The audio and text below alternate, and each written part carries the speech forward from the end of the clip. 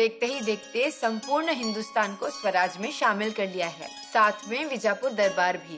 कुतुब शाह को भी आपने अपना बनाया। यहाँ पर भी हमने आपके द्वारा बताए हुए तौर तरीके से ही कामकाज किया, स्वराज्य को संभाला। उस बारे में हम आपसे बाद में बात करेंगे। और खास तौर पर आपको बाल राजे की प्रशंसा करनी होगी।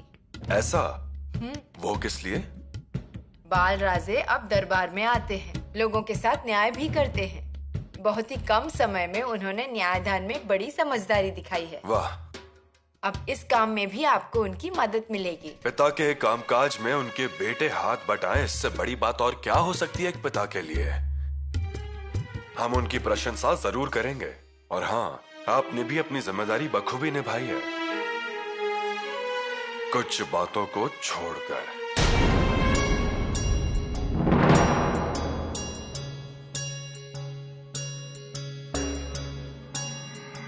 अब किसी भी समय महाराज जी का बुलावा आने वाला है। उनकी गैरहाजिरी में यहाँ क्या हुआ, कौन से जरूरी फैसले लिए गए, हमारा आपस में कोई वाद विवाद हुआ क्या या नहीं हुआ, इस बारे में सवाल पूछे जाएंगे।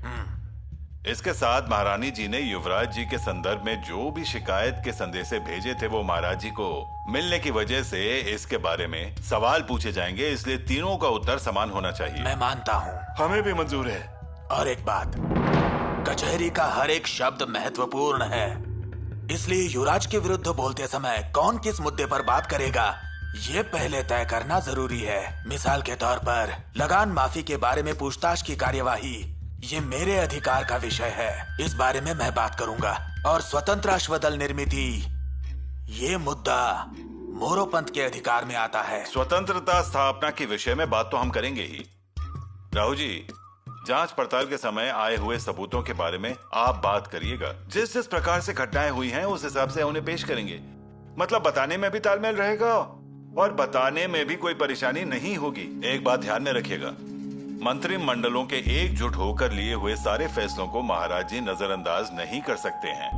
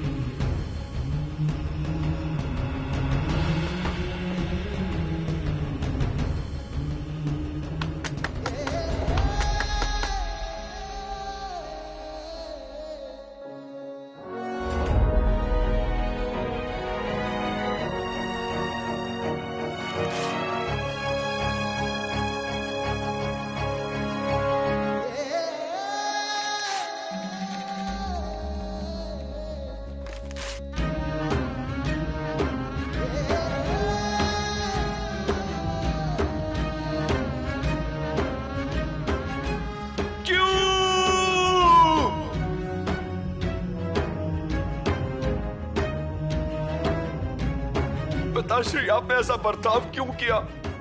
आपके सामने सबका पर्दाफाश करना था हमें। आपने हमारे इरादे को ही चूर चूर कर दिया। हमसे मिले बिना ही आप चले गए। अब हम किससे कहें बताओ? किससे कहें पिताश्री?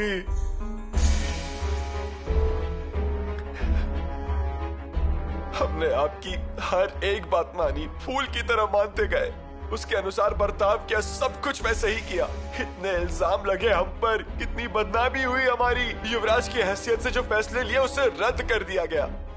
शिकायत का एक टुकड़ा तक भेजा गया हमने आपको, क्योंकि हमारे पिताश्री मुहिम पर है, रणभूमि पर उनका ध्यान न बटे, इसीलिए हमें लगा था आपको मिलकर सब बताएंगे, आपकी गोद में आकर अपने दिल की सारी बातें बोलेंगे। आपने हमें मौका ही नहीं दिया पिताश्री। कलीदा भेज दिया मिलने के लिए मत आइए। क्यों क्यों पिताश्री क्यों? ये बात हमें बिल्कुल पसंद नहीं आई, बिल्कुल भी नहीं। युवराज, युवराज दरवाजा खोलिए। युवराज,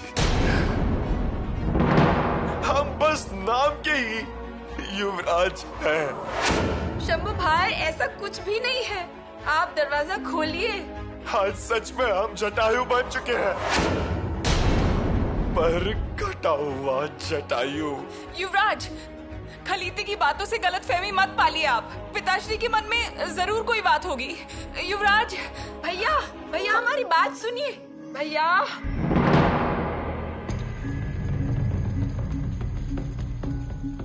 हमारे स्वराज्य के लिए हमने ये दक्षिण की मुहिम को हाथ में लिया था। माँ भवानी के आशीर्वाद से बड़ी सफलता हासिल हुई है। हाँ, पर इस जीत में जैसे रणभूमि पर खून बहने वाले हर एक सैनिक का अधिकार है, वैसे ही स्वराज्य के कामकाज अच्छी तरह से चलने वाले आप जैसे प्रबंधकों का भी है। हर इंसान ने अपनी भूमिका बहुत अच्छे से निभाई। मोरोपंत पेशवे, विदर्भ की आपकी जीत, उस बारे में हम क्या और कितना कहें, हमें बहुत खुशी हुई। राव जी सोमनाथ, सिद्धि कासिम और सिद्धि रफूल, इनके बीच चलने वाले विवादों को आपने बखूबी समझा और इसका हमें कैसे फायदा होगा ये भी अच्छे से समझा। बहुत अच्छे। सिद्धि रफूल को शरण देने का ये फैसला हमें आगे जाकर बहुत फायदेमंद साबित होगा। हम तो धन्य हो गए महाराज। महाराज जी, आपकी प्रशंसा के 2 लफ्ज सुनने को मिले, हमारा जीवन सफल हो गया। अनाजी पंत जी, आपको दी हुई जिम्मेदारियां आपने बखूबी निभाई हैं। जल्द ही हम दक्षिण मुहिम के विवरण आपके सामने पेश कर देंगे। प्रहलाद पंत के साथ इन सब की प्रविष्टियां कर दीजिए। जो आज्ञा। स्वराज्य की सीमाएं अब बढ़ गई हैं। पहले से 3 गुना अधिक बढ़ गया है हमारा स्वराज्य, और उसी के साथ हम सब पर की जिम्मेदारियां भी बढ़ गई हैं। इसलिए अब छोटे छोटे वाद विवादों में, निजी झगड़ों में ज्यादा ध्यान मत दीजिए। इस दक्षिण मुहिम के बाद हमारी दूसरी मुहिम होगी, वो उत्तर की ओर की। और इस दक्षिण मुहिम के लिए हमने जितनी तैयारी की थी उससे ज्यादा